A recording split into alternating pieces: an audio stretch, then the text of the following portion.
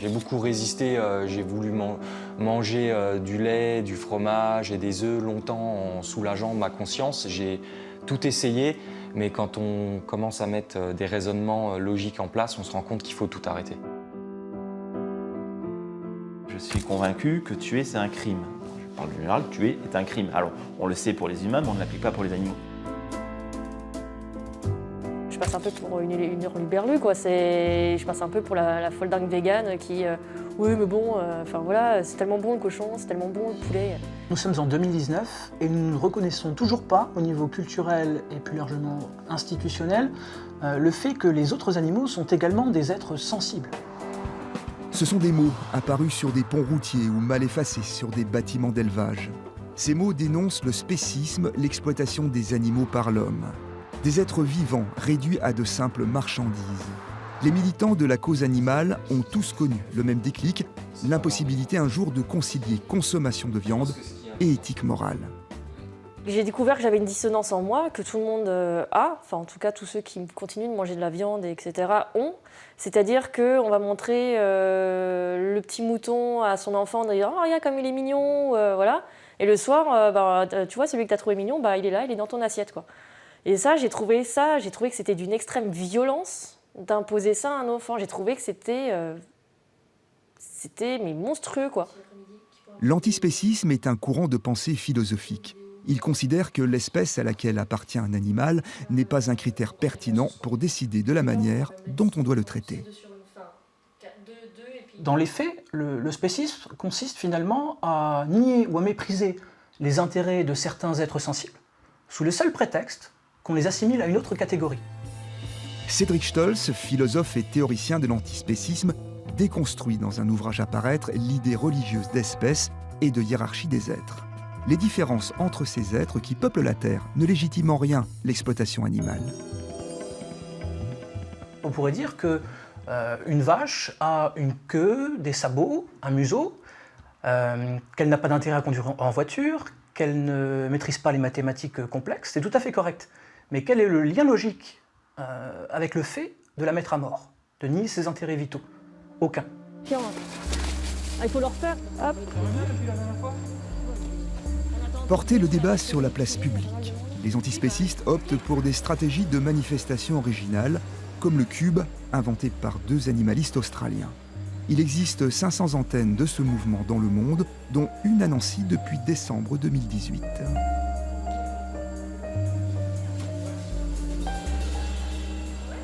Donc là, on organise ce qu'on appelle un Cube of Truth, donc un cube de la vérité, donc sous l'association Anonymous for Voiceless. Donc on va en fait avoir des bénévoles, enfin des participants au cube, donc des Anonymous qui vont se mettre en carré, donc en cube. Et on va projeter des vidéos en fait d'élevage, d'abattoir, en fait, de conditions d'élevage et d'abattage des animaux pour sensibiliser les passants. L'immobilité du cube intrigue. Il est une interpellation douce des passants. Libre à chacun et chacune de s'arrêter, de regarder les vidéos ou de passer son chemin. Mallory Corel, elle, a regardé.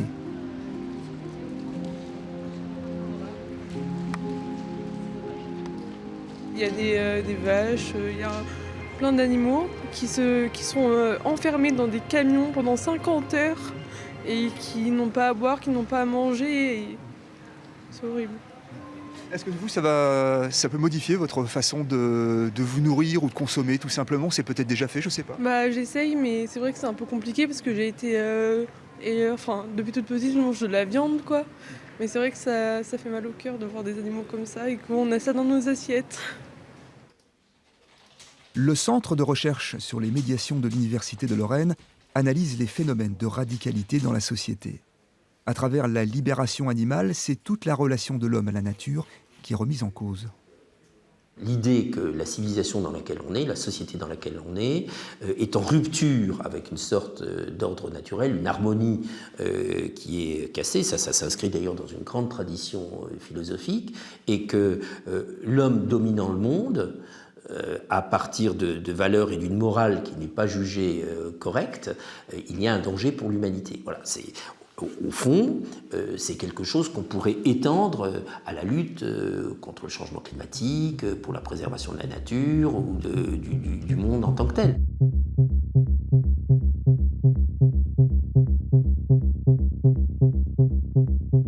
Pour éveiller les consciences, l'association 269 Life organise des happenings symboliques violents. Des mises en scène d'abattoirs humains ou le marquage de militants au fer rouge. Le but, frapper les esprits, une arme redoutable mais à double tranchant. Ça sert à mettre en visibilité la cause, mais ça ne la sert pas nécessairement. Donc, le problème auquel sont confrontés ces groupes ou ces mouvements, c'est, dans une certaine mesure, trouver des porte-paroles autorisés qui jouent le jeu de la société démocratique telle qu'elle fonctionne aujourd'hui. C'est-à-dire trouver des relais politiques, associatifs, relativement modérés, mais il y a besoin d'un effet de levier. Si on devait faire un parallèle, c'est un petit peu comme les Gilets jaunes. Hein, à un moment, c'est pas tout à fait pris au sérieux, ça gonfle, ça devient un mouvement social, et quoi qu'on dise, quoi qu'on fasse, on est obligé d'en tenir compte. Bon, et on va bien trouver, à un moment ou à un autre, une sortie de crise. Éric Dammam est informaticien et vegan depuis 5 ans. S'il pratique la stratégie de l'image choc en mettant sa propre fille dans une barquette de viande, il a aussi choisi la voie politique classique. Il s'est présenté aux dernières législatives sous l'étiquette écologiste. L'animalisme est un combat politique par nature, puisqu'il inclut en fait la manière dont on traite d'autres individus, et quand j'entends par individus, donc les animaux, pour faire, ou autrement dit, faire entrer les animaux dans notre champ de considération morale. Vas-y, t'arrêtes pas, je filme tes pieds. Les militants pratiquent aussi l'enquête dans les élevages. Récemment, des vidéos ont défrayé l'actualité. Le but, montrer l'envers du décor pour provoquer un électrochoc de conscience chez les consommateurs. Vous avez envie de dire, mais réveille-toi, regarde ce qui se passe autour du monde, que ça soit...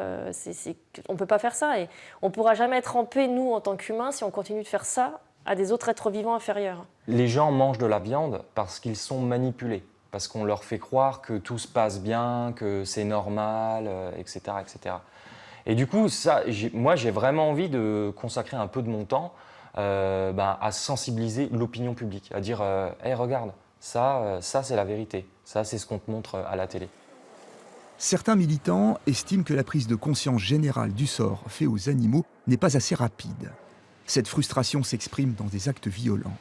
La défense de la cause animale émarge désormais dans la rubrique des faits divers, comme ici en Moselle, avec des vitrines de boucherie brisées. La plupart du temps, dans les mécanismes de radicalisation, on essaye de faire en sorte que la cause que l'on porte soit partagée par le plus grand monde, même si on sait que telle ou telle action est clivante et que du coup il va y avoir de l'opposition. Les antispécistes pensent que changer le regard sur l'animal changera aussi le regard sur l'homme et au bout du compte, le fonctionnement de la société tout entière. En cela, ce mouvement contient aussi les germes d'une révolution à venir.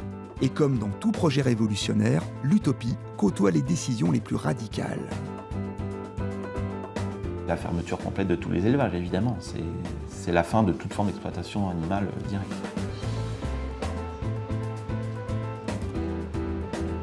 Que plus personne ne souffre. Ce qui est un large éventail, c'est un peu global, du coup ça englobe tout le monde. Donc si plus personne ne souffre, il n'y a plus d'élevage, il n'y a plus de problème de différence entre humains, entre animaux, il n'y a plus de guerre, il n'y a plus de souffrance. Je pense qu'on est responsable. J'ai la notion de responsabilité en moi et on a des choix, on peut faire des choix et on est responsable des conséquences de ces choix. Et je voudrais mettre un peu plus de responsabilité dans la tête des gens et puis leur ouvrir un peu le cœur.